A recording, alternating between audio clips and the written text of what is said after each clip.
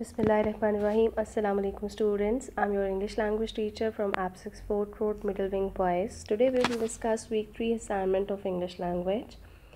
Before discussing the week 3's assignment, I would like to give my feedback regarding the assignments which we have submitted in week 1 and week 2. What I have observed in these assignments, that work presentation was good. There were almost no spelling errors. Okay, fine, it was also good. Then the sentence structure of most of the students was also good. Now, what I think was missing in all those assignments was the use of vocabulary. It seems that students are not having lot of vocabulary to express their thoughts. Okay, now I would like to suggest regarding the increase in vocabulary that nowadays we are present at home, and inshallah things will get better soon, and we will be back to our normal routine, and we will be back to our normal life.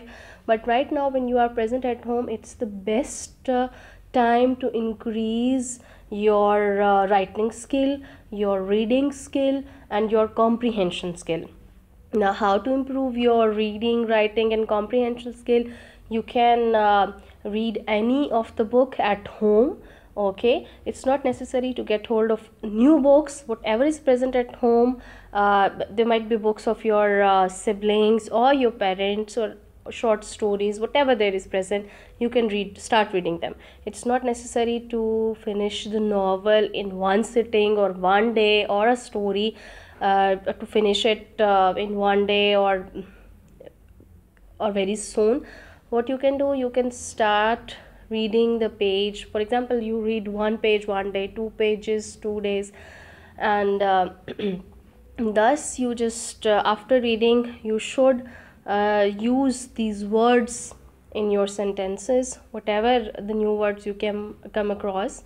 And if you are unable to take out their meanings, you can use your dictionary, and this reading will help you a lot in the in polishing of your comprehension skill, your writing skill, and your sentence structure also. I mean, whenever you are reading something, you are supposed to think a little bit. Okay, for example, if you have read one paragraph, you just pause yourself once there, and think for a moment whatever was present in their paragraph, and what was the new word which you came across, and what is the meaning of that word, and try to use that new word in your sentence. Okay, and if the parents are present around, so it would be very helpful for polishing their spoken skill also. They can ask simple few relevant questions about that paragraph which they have read. So try to use this time positively, and it's not necessary to read only English books. Whatever the stuff is there is any Urdu book or Islamiyat book is there, or Islamic history related books are there, you can also read them. Thus you can increase your knowledge related to the Islamic concept, Islamic history, and you can increase your Urdu language as well by reading such stories at home. And one thing more, whenever you are reading, or whenever you came across a new word, just try to pronounce it correctly. If unable to pronounce it, you can take help of your siblings, your parents, and also look at the spellings once or twice in order to memorize them. Okay, when you are going to think about these spellings, or when you're going to look at these spellings for once or twice, so you might be familiar with the with all these things, and it will be easier for you to later on recognize or learn the spellings. Okay, now coming back to week 3's assignment, we're going to continue with the same unit 1, family circles, and lesson number 3. Okay, this lesson, name of the lesson is sporting talent. Okay, and basically in week 3 the task is divided into 3 different categories. In first, you have to read the passage. In the second, we have to do some internet activity, and in third task of week 3, we have to write a creative writing paragraph. Now coming towards the first task, you're supposed to read the text which is present on page number 11, and students are supposed to read this text aloud while the parents are closer to them, so that they can correct them wherever they are wrong for in the pronunciation. And further, there are some words written. I have already underline these words in the book. Okay, as you can see, Olympics, fantastic, bronze, diving sessions, and proudly.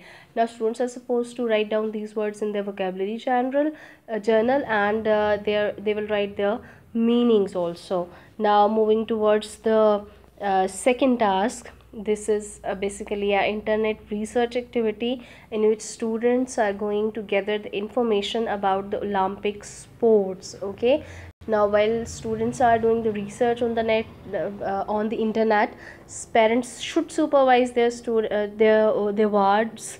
And after the research activity, you're supposed to write down a paragraph about the origin of Olympic Games on loose sheets with the help of that research which you have done. Now what kind of questions you should include in your writing? I have given few questions. These are just sample questions. You can include some more also, and we are going to share one or two videos also about the Olympic Games origin. And you have to write a paragraph of 30 to 40 words based on the research. Okay, now while writing a paragraph, you can give answer to all these questions which are present here in front of you, or you can add some more also. So thus your paragraph would be ready. Okay, this was the second task of this week 3. Now coming towards the last task of week 3, you are supposed to write two paragraphs on my daily routine, and word limit is 60 to 80.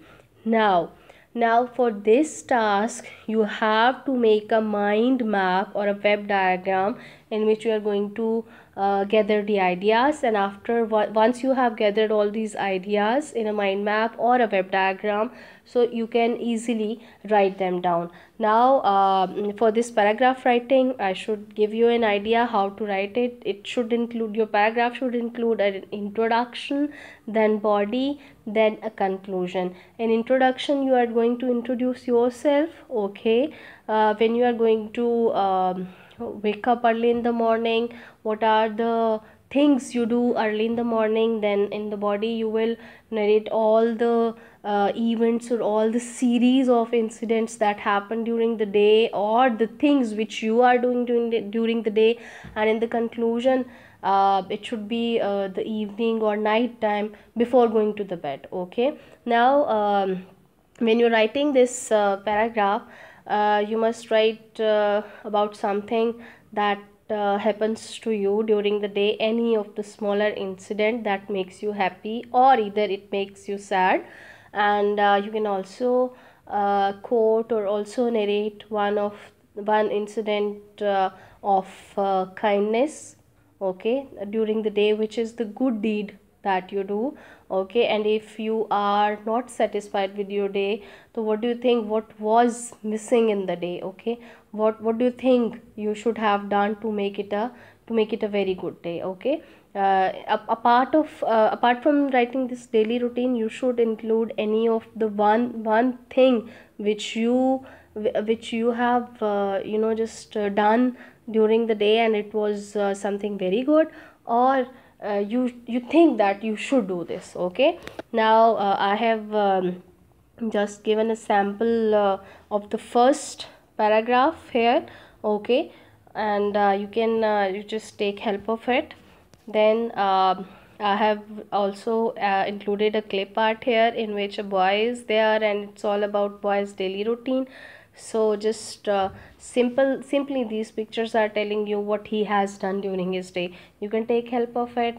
And the most important thing about this paragraph writing is to write the paragraph in simple present tense. Okay, tense should be simple present tense. And thank you.